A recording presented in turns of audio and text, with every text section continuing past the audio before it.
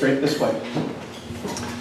Okay, my name is John Fullerton, and I moved to Eureka 40 years ago, and I grew to love this area, and that is why I'm running for Eureka City Council. It's because I do love Eureka. And like most of you, I've become alarmed over the last few years, 15 or 20 years, at our increasing rate of homeless living in our bushes, our increasing rate of crime, and we just last week had one day with 5 assaults in one 24-hour period, and our decreasing rate of jobs, especially the good paid jobs. So I think it's my experience, my record of leadership, my business and local government experience, and my knowledge of the community that's gained through a long history of community involvement with various nonprofit groups, co-central board of directors, and various other groups. I was a CASA advocate for 3.5 years, and I've served on the boards of Redwood Community Action Agency, the Eureka Heritage Society. I was president of the Redwood Acres Fair Board, and I served 12 years on the Eureka School Board, 2 of those as president of the school board. I also have a knowledge of the local business community. I started my own business 33 years ago, and my first month in business, I grossed $25. That was before expenses. And now I employ 8 people. So I also have about 400 small businesses as clients, and many of them are in the Eureka area. So I think my record of leadership, my experience, and my community involvement qualifies me for the Eureka City Council. And I want to pledge to everybody I'm going to keep a positive and upbeat campaign. Thanks.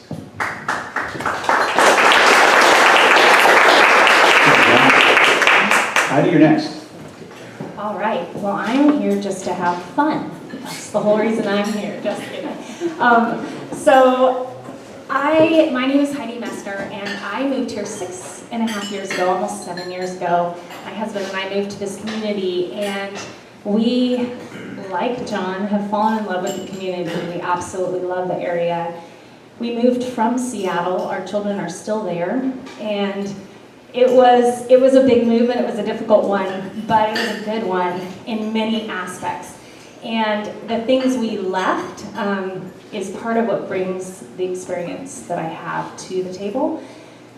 I worked in a counseling agency for many years, ran the inpatient there, and that was a 40-bed unit that we had, and it was intense, but it gave me insight to a lot of the issues that people deal with and struggle with in even this area that I see around the area with the homelessness and the addiction issues and the crime.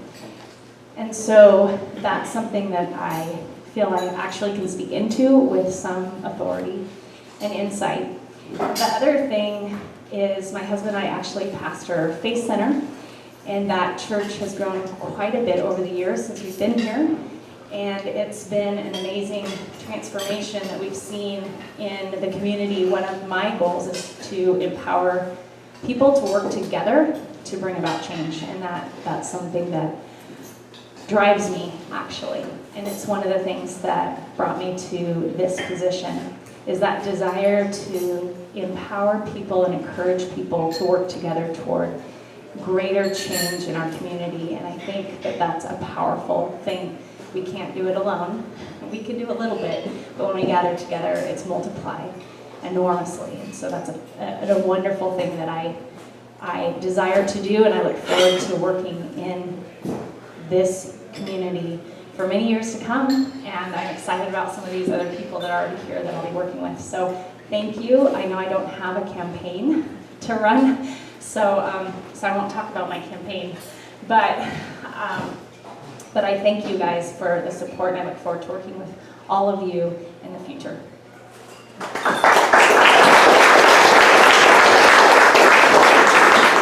Austin, you're up. All right. Hello, everyone. My name is Austin Allison. I work at St. Joseph Hospital as a cardiac monitor technician. I am a NUHW member, and I also operate a small business as a furniture maker. I'm running for city council because working in the hospital, I realize there's a lot of problems with our community. Most of our patient clientele are homeless or mentally impaired, and I realize that we need to sort of hit the reset button and find more programming for these people in the area to help them. Because, for instance, if someone spends a month in our hospital, it costs over $250,000 for the taxpayer. And I believe that we can spend our money more wisely by treating them instead of, punishing them or putting them in jail.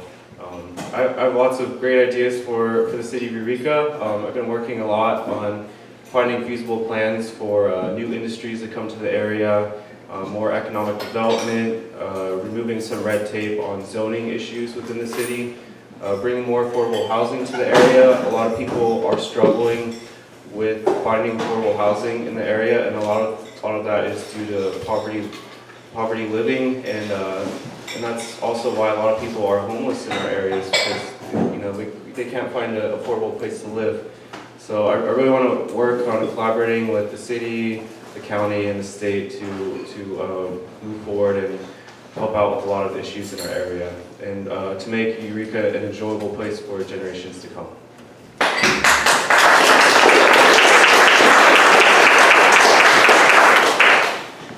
You guys did great. I kind of know who you are a little bit now. It's awesome. So, gonna go over the rules. The ground rules are really easy. There's 4 questions. We're gonna go round robin. So girls go first. So Heidi will take the first one, and then Austin next, and so on. And if you guys can keep it to 2 minutes. If you can't, there's a gong. It's behind there, and a guy just bangs it really hard, and it's kind of embarrassing. So 2 minutes if you would. And then what we'll do with you guys. Are you guys still with us? What we're gonna do with y'all. It's good lunch, huh? What we're going to do with you guys is let you do your questions after they're all finished. So if we could do kind of an audience participation. If you have some burning desire and some burning question, bring it, man.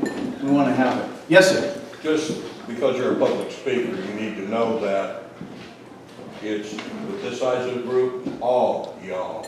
That's all right. y'all. Thank you. I stand corrected. By those from McKinleyville, of which I am one. With that, Heidi, get the first question. You ready?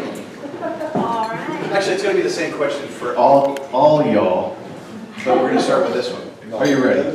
The city's implemented several economic development strategies for the 2003 Harbor Revitalization Plan. Going forward, what strategies would you recommend the city to focus on? Heidi. All right. Well, I think economic growth is essential for any city. The Humboldt Bay is the second largest natural bay in California, and it's the only deep water harbor along 400 miles of coast between San Francisco and Coos Bay, Oregon, which my husband is from Coos Bay. And I think that there's a lot we can do with this harbor. Humboldt Harbor has approximately 1,000 acres of properly zoned, underutilized, formerly coastal dependent industrial properties. There's 7 underutilized shipping docks, and there's a skilled workforce here, I believe, and there's also tax incentives. So can we say that again? Tax incentives.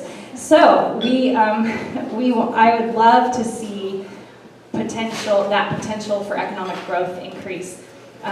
There's the possibility for, at least from the research that I've done and seen that has been done, that there's a possibility of $50 million a year and 3,000 jobs for deep water shipping, that potential is here. There's also the potential for another 4.6 million and 40 jobs for mariculture. I think those are probably our top 2 things that could actually increase money as coming into the community as well as jobs. And then we have about $2 million a year with 20 jobs for shallow water shipping as well.